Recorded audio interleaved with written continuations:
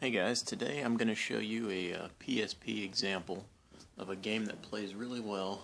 Of course, I'm using the NES Classic edition. I've got my USB host modification in here. With the recent PSP upgrade that was put forth by KMFD Manic, the playability of some of these games has really been increased. Going to go to a good game here, which is Crisis Core Final Fantasy VII. I really haven't done much in the ways of altering the initial settings. The only thing I think I've done differently is taken frame skip to 1, and that's just to help a little bit with the audio stuttering. As you can see, the opening video looks really great. I'm going to go ahead and load up the game. And I've already played over an hour and a half. Haven't had any issues, no saving issues, no areas where I can't seem to get past or anything like that, which was actually a problem before this upgrade. It's a really fun game. I'm just going to go into a mission.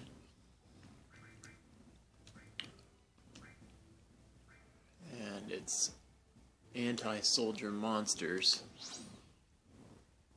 I'm on a 75-inch Vizio TV screen, just kind of increases the overall gaming experience. But as you can see, combat very fluid. This is a highly playable game. I haven't, like I said, come across any issues that would prevent me from progressing, which is always nice to see that, because there are some PSP games that just really aren't feasible to run.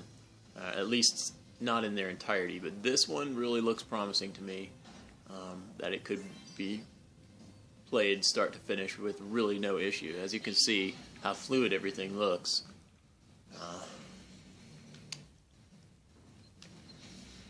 Just in the combat here, we'll go ahead and see if we can reach the end of this mission, but you really get a picture of how fluid this can be.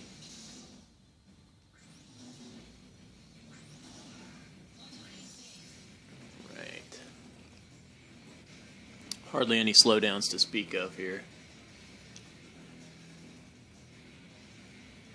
And a very good game, I might add.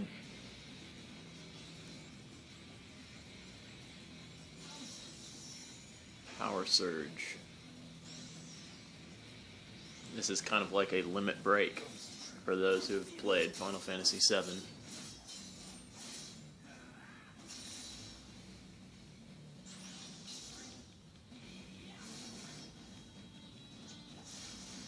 Easily switching between attacks, magic, techniques.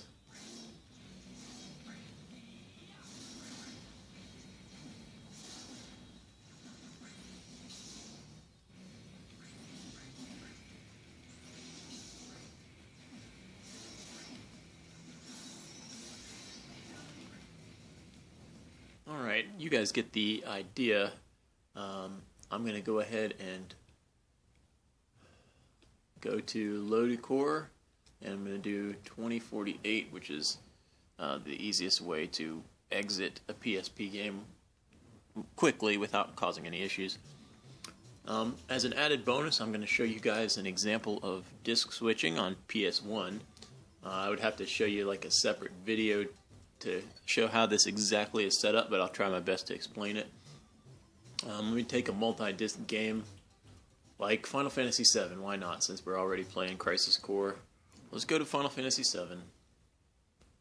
And I'm going to quickly go into RetroArch disk control options, and I'm going to change the disk to disk 3.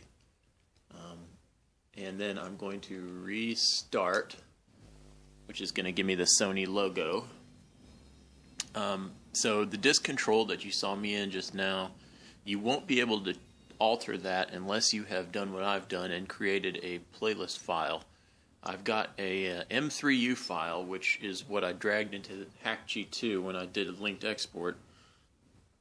And the M3U file was basically a text document I made that enumerates your queue files. So it should say something like just a simple text document that says Final Fantasy 7.q or Final Fantasy 7 Disc 1.q, and then you enter down to the next line and Final Fantasy 7 Disc 2.q, and so on. And that's kind of how this should play out. So, as an example here, let's load up my file, and it's going to prompt me to insert Disc 1, as you can see.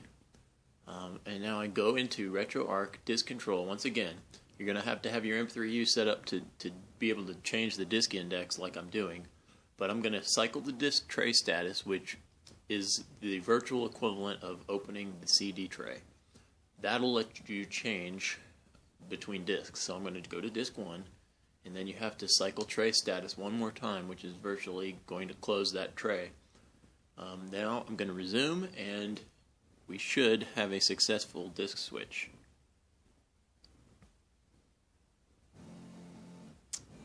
And there it is.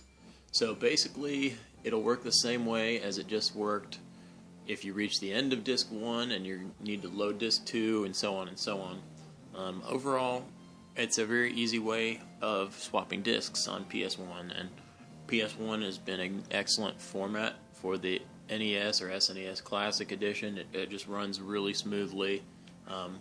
Really no issues at all to speak of. Saving works, and it's very good to be able to have disk switching as something that you can go back to when you play a long game.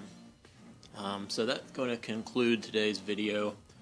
Go ahead, like and subscribe if you enjoyed the video, and I will have more later. Peace.